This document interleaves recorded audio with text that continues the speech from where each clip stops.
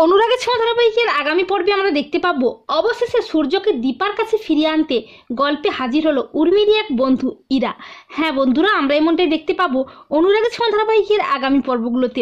Doctor Smith রূপার operation শুরু করে, কিন্তু অর্জুন অপারেশন থিয়েটার থেকে বেরিয়ে আসে, কারণ রূপাকে অর্জুন মেয়ের মতোই ভালোবাসে, তাই সে রূপার অপারেশন করতে পারবে না। কিন্তু দীপাকে আশ্বাস দিয়ে বলে যে ডক্টর স্মিথ আছেন, তাই কোনো চিন্তার কারণ নেই।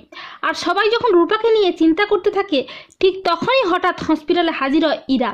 ইরা মেডিকেলের স্টুডেন্ট, যার মা নেই। মায়ের স্বপ্নপূরণই একমাত্র লক্ষ্য তার। ইরা দীপাকে দেখে চিনতে পারে।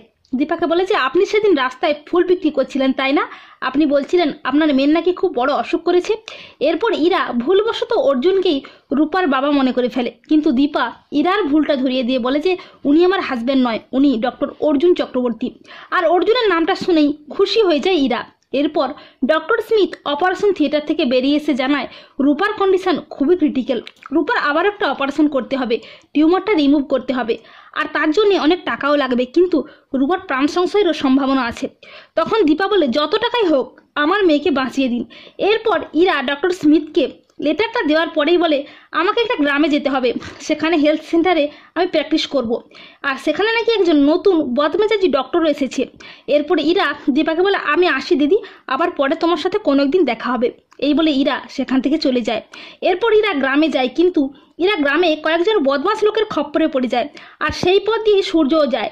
সূর্য ইরাকে বদমাস লোকজনের হাত থেকে উদ্ধার করে ইরাকে গাড়িতে করে নিয়ে যায় সেই হেলথ সেন্টারে।